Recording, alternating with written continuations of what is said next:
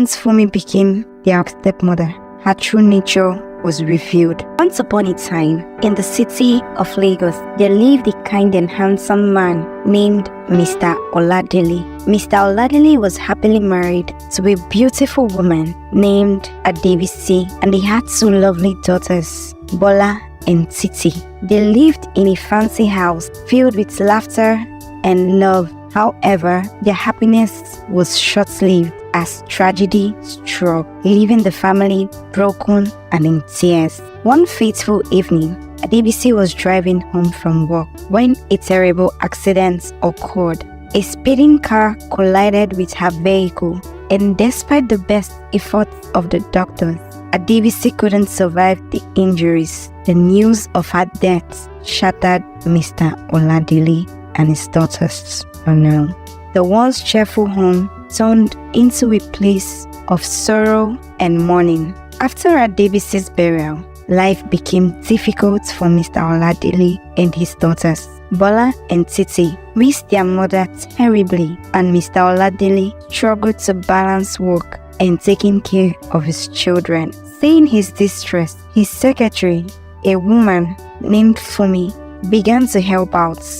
She cooked meals, cleaned the house, and tried to bring some normalcy back into their lives. Fumi's constant presence and caring nature gradually drew Mr. Oladele closer to her. He appreciated her help and began to rely on her more and more. As time passed, Mr. Oladele and Fumi fell in love. Despite the objections of the daughters, who were still grieving their mother, Mr. Oladele decided to marry Fumi, believing she would be a good mother to Bola and Titi. The joy of a new marriage was short-lived for Bola and Titi. Once Fumi became their stepmother, her true nature was revealed. She'd stopped the girls from going to school, claiming they needed to help more at home. Fumi would often starve them and make them do heavy house chores while she rested. Days turned into weeks and weeks into months, but the situation only worsened for Bola and Titi. Fumi's cruelty knew no bounds. She would scold them harshly for minor mistakes, give them very little food, and force them to work from morning till night. The girls' once happy faces were now filled with sadness and fear. Despite witnessing the maltreatment of his daughters, Mr. Oladele remained oblivious to their suffering. Fumi had convinced him that the girls were being lazy and disobedient, and he believed her words over his daughters. The loving father they once knew seemed to have disappeared, replaced by a man who turned a blind eye to their pain. Bola and Titi felt trapped and helpless.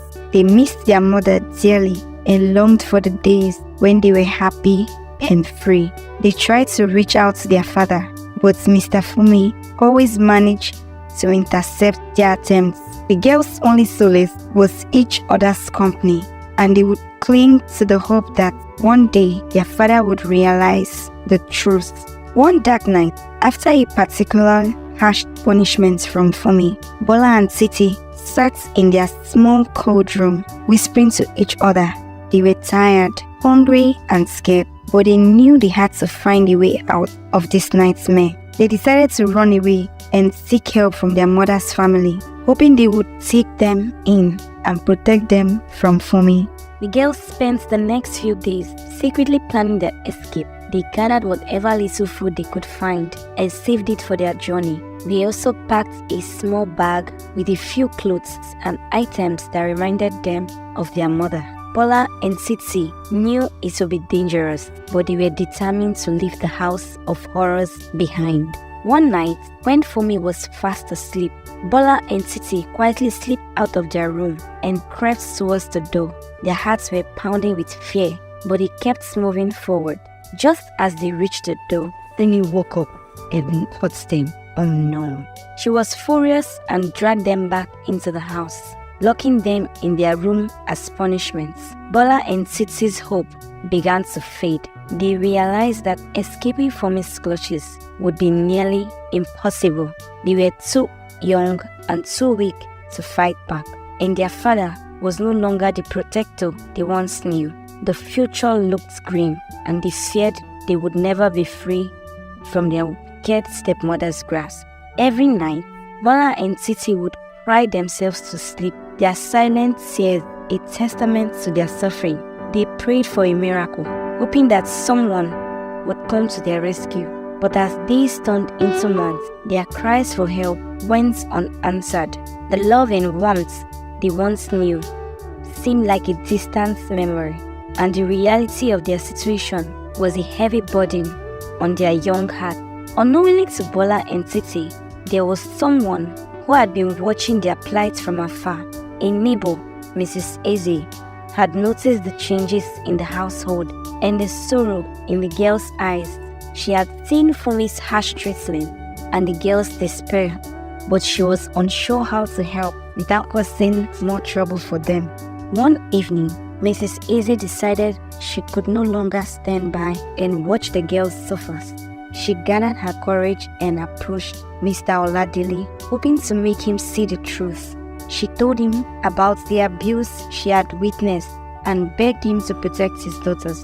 But Mr. Oladili, blinded by his trust in Fumi, dismissed Mrs. Eze's concern and accused her of meddling in his affairs. Fumi, hearing about Mrs. Eze's visits, was enraged. She took out her anger on Bola and Titi, punishing them even more harshly. The girls were at their breaking point, and their health began to deteriorate from the constant abuse and lack of proper care. They felt utterly alone, with no one to turn to for help. As the days grew darker, Bola and Titi's prayer for salvation remained unanswered. The hope that once kept them going was now replaced by a deep sense of despair, and their cries for help echoed in the empty corridors of their home. They longed for their mother's comforting presence and dreamed of a life free from pain and suffering. But reality was harsh, and their cries for help echoed in the empty corridors of their home. One night, as the girls lay in their cold, dark room, Titi had a dream. She saw her mother, Adebisi, standing before her, looking radiant and full of love. Adebisi spoke to Titi, telling her to stay strong and never lose hope. She promised that one day she would be free from their stepmother's cruelty. When Titi woke up, she shared the dream with Bola, and it gave them a gleam of hope, however faint. Despite the brief moments of hope, Bola and Titi's struggles continued. Fumi's cruelty showed no signs of abating, and their father's indifference was a constant source of heartbreak. They held onto each other, finding strength in their bond as sisters, but the weight of their suffering was becoming too much to bear. The community around them remained largely silent, while some, like Mrs. Eze, were aware of the situation. Most chose to turn a blind eye. They feared getting involved, worried about the repercussions of standing up against Fumi. The girls felt abandoned by the very people who should have protected them. In a final desperate attempt to seek help, Bola wrote a letter to their maternal grandmother, explained everything that had been happening. She secretly gave the letter to Mrs. Eze, hoping she would send it on their behalf. Mrs. Eze, moved by the girl's plea, promised to deliver the letter. Days turned into weeks as Bola and Titi anxiously awaited a response. They prayed that their grandmother would come to their rescue, but each passing day, without news, chipped away at their hope. Fumi's oppression continued unabated, and girls grew weaker and more despondent. Finally, the letter reached their grandmother, Mrs. Ajayi. Shocked and heartbroken by the news, she immediately made plans to visit her granddaughters. She hoped to take them away from the toxic environment and provide them with the love and care they desperately needed. When Mrs. Ajayi arrived at Mr. Oladele's home, she was horrified by the sight of her frail and fearful granddaughters. She confronted Fumi, demanding to take the girls with her. Fumi, however, refused, claiming she was their legal guardian now and that the girls were her responsibility. Witnessing the confrontation between the mother-in-law and his wife, Mr. Oladile, began to see the truth. The realization of his daughter's suffering hit him like a tidal wave, and he felt an overwhelming sense of guilt and shame. He had failed to protect his beloved children, blinded by his trust in Funmi. Mr. Oladile finally decided to take action. He apologized to his daughters and promised to make things right. He agreed to let Mrs. Ajayi take Bola and Titi with her, hoping they would find the peace and happiness they deserved. For the first time in a long while, the girls felt a glimmer of hope as Bola and Titi left with their grandmother. They looked back at the house that had been both their home and their prison. They knew the journey ahead wouldn't be easy, but they were ready to face it together. The bond they shared as sisters and their love for their mother gave them the strength to move forward. Though they were free from Funmi's immediate grip, the scars of their ordeal remained. Bola and Titi struggled with the memories of their suffering and the betrayal by their father. They found solace in their grandmother's love and support, but the road to healing would be long and arduous. Unfortunately, the peace they found with their grandmother was short-lived. Funmi, driven by spite and a need for control, began to manipulate Mr. Oladile once again. She convinced him to bring the girls back, claiming that they belonged with their father and that she would change her ways. Reluctantly, Mr. Oladile agreed to bring Bola and Titi back home. The girls were devastated, knowing they were returning to the nightmare they had escaped. Despite their grandmother's protest, Mr. Oladile believed Funmi's promises and took his daughters back to the house of torments. As Bola and Titi walked back into their father's house, they felt the weight of despair settle over them once more. The hope that had briefly lit their hearts was extinguished, and they braced themselves for the cruelty that awaited them. The cycle of suffering seemed unbroken, and their future remained shrouded in darkness. The story of Bola and Titi is a tale of resilience and the unbreakable bond between sisters. Despite the cruelty they endured at the hands of their wicked stepmother, they held onto each other and the memory of their loving mother. Though their journey is fraught with hardship and pain, their story is far from over. The fight for their freedom and happiness continues, and they remain determined to find a way out of the darkness that has consumed their lives. The moral of this story is that Bola and Titi learned a very important lesson. They learned that even in the darkest times, they should never give up hope. They also learned that there are kind people in the world who will help when things are very hard. The most important lesson is that families should always love and protect each other. Another interesting story is dropping soon. Do well to subscribe to this channel if you're yet to do so, for you not to miss out on other stories. It is completely free. Thank you for staying with us. Bye. Bola and Titi were very sad. They had to go back to their father's house. They missed their grandmother so much. Funmi, their wicked stepmother, was happy to see them, but Bola and Titi knew she was pretending. Funmi did not love them. She was always mean. Subscribe to this channel if you have not done so for more interesting stories. At first, Funmi acted nice. She gave them food and let them rest. But Bola and Titi could feel her cold eyes watching them. They were afraid of what would happen next. Funmi did not like them. She only wanted them to suffer. Bola and Titi missed their mother very much. They talked about her every night before they went to sleep. They remembered her warm hugs and kind words. They wished she was still with them. They wished she could protect them from Funmi. But their mother was gone. She had died in a terrible accident. Now, only their father was there to take care of them. But their father did not see how mean Funmi was. He trusted Funmi. He believed her lies. Bola and Titi felt alone. They did not know what to do. They tried to be good and not make Funmi angry. But no matter what they did, Fumi always found a reason to be mean to them. One day, Fumi told them to clean the whole house. She gave them a small bucket of water and a rag. "Clean every corner," she said, "and don't stop until everything is spotless." Bola and Titi worked hard. They scrubbed the floors, cleaned the windows, and dusted the furniture. They were very tired, but they did not stop. They knew Fumi would punish them if they did not finish. When they were almost done, Fumi came to check. She looked around with a frown. "This is not clean enough," she said. "Do it again." Bola and Titi were exhausted. Their arms hurt and their legs felt weak. But they had to obey.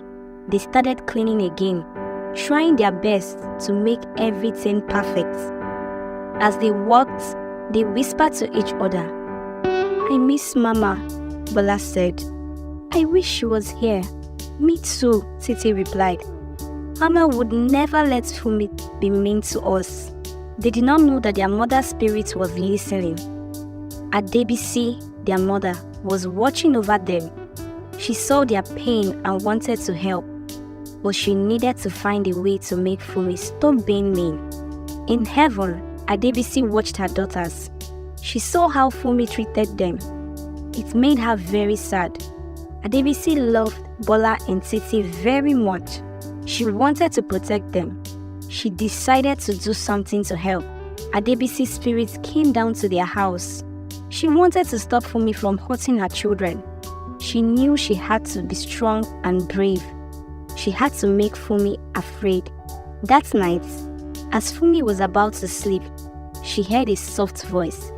It was Adebisi's voice. "Stop hurting my children," the voice said. Fumi got scared. She looked around, but saw no one. She thought it was just her imagination and went to sleep. The next morning, Fumi woke up to find her kitchen a mess. All the dishes were broken and the food was spoiled. She got angry and blamed Bola and Titi, but the girls were still in bed. They did not do it. Fumi knew something strange was happening. Every day, strange things happened to Fumi. Her clothes got torn, her shoes disappeared, and sometimes she felt a cold wind around her. She knew it was Adebisi's spirits, but she did not tell anyone. She started to get scared. One day, as Fumi was looking in the mirror, she saw Adebisi's face. "Stop hurting Bola and Titi," Adebisi said. "If you do not stop, you will be sorry." Fumi screamed and broke the mirror. She was very afraid now. Fumi tried to be nice to Bola and Titi. She gave them food and let them rest, but she was still mean in her heart. She only pretended to be nice because she was scared of Adebisi's spirits. Adebisi saw that Fumi was still mean in her heart. She decided to make her even more scared. One night, as Fumi was sleeping, Adebisi made her bed shake. Fumi woke up screaming. She ran out of the room and slept on the floor in the living room. Bola and Titi saw that Fumi was scared.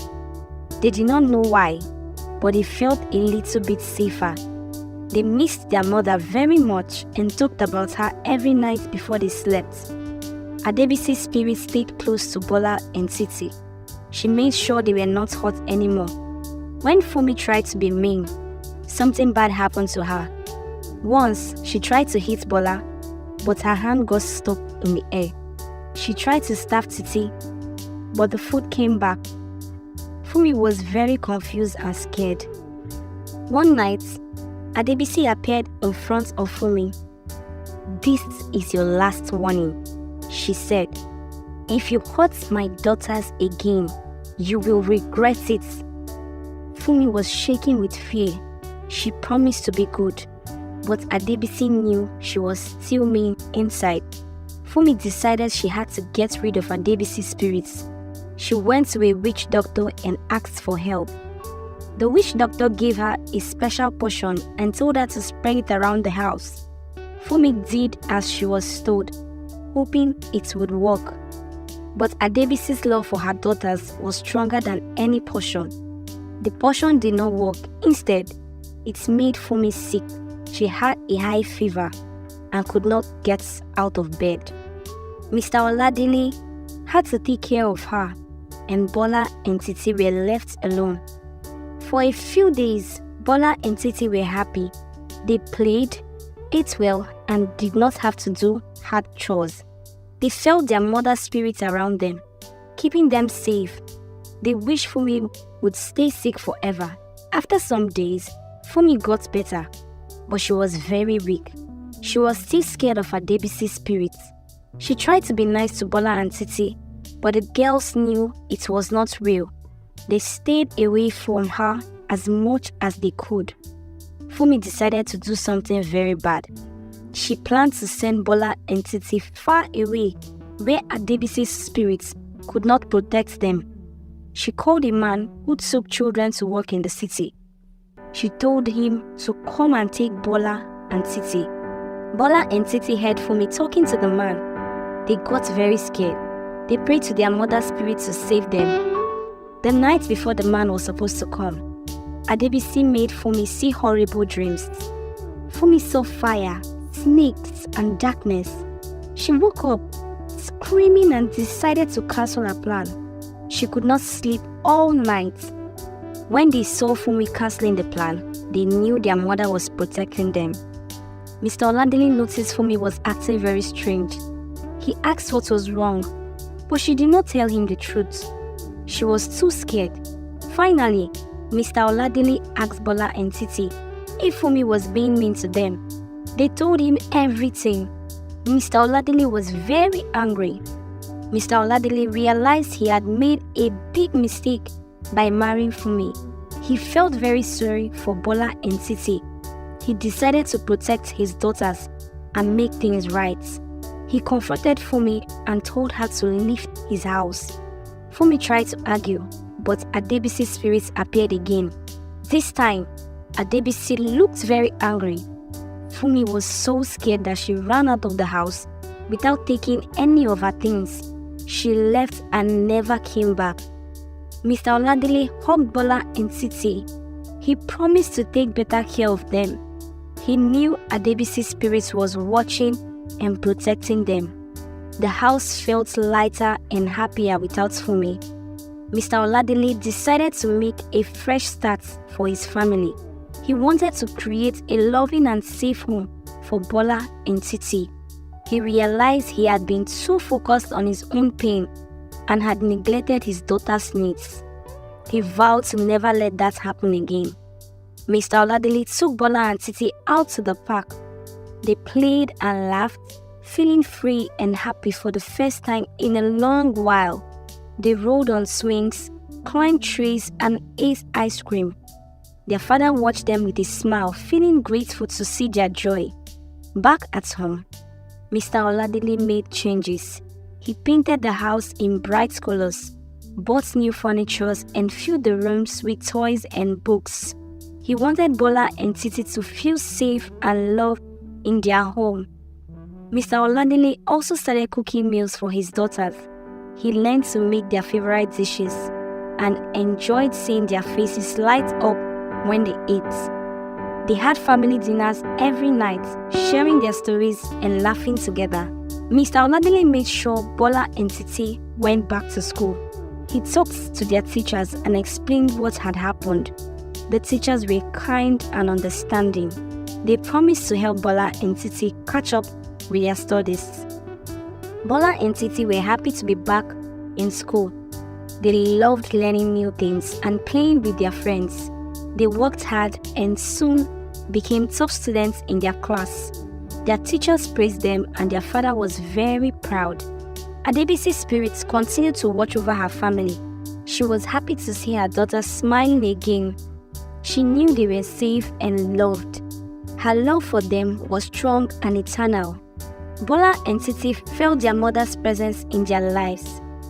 They knew she was always with them, guiding and protecting them.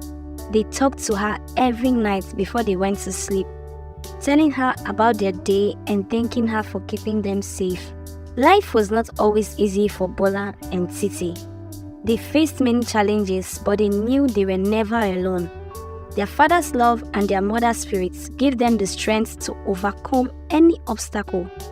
When they had problems at school or with friends, they talked to their father. Mr. Oladile always listened and gave them good advice. He told them to be kind, brave, and never give up. Bola and Titi followed his advice and became strong and confident. Bola and Titi loved looking at pictures of their mother. They had a special photo album filled with happy memories. They sat with their father and looked through the album, remembering the good times they had with Adebisi. Mr. Oladile told them stories about their mother.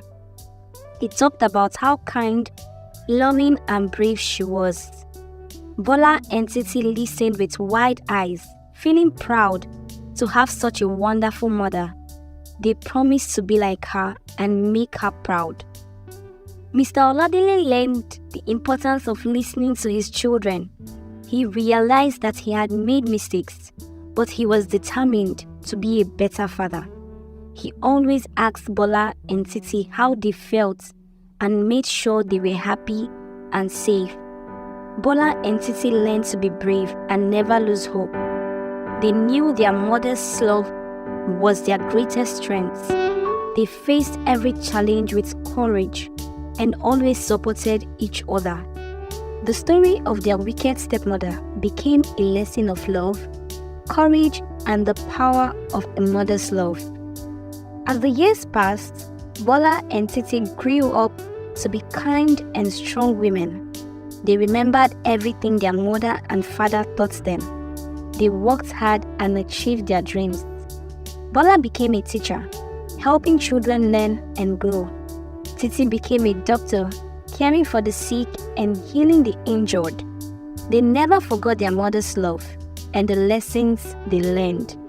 They knew that no matter what happened, they could always count on each other and their family's love. Mr. Oladile watched his daughters with pride. He was grateful for the second chance he had to make things right. He knew that Adebisi's spirit was always with them, guiding and protecting their family. Bola and Titi faced many challenges in their lives, but they were never alone. The end of the story was just the beginning of a happy and hopeful future, filled with love, joy, and endless possibilities. Don't forget to check in the video description to watch part 1 of this story and drop your comment. Subscribe to this channel and turn on the notification bell so that you won't miss out on our upcoming story. Thank you for watching. Bye.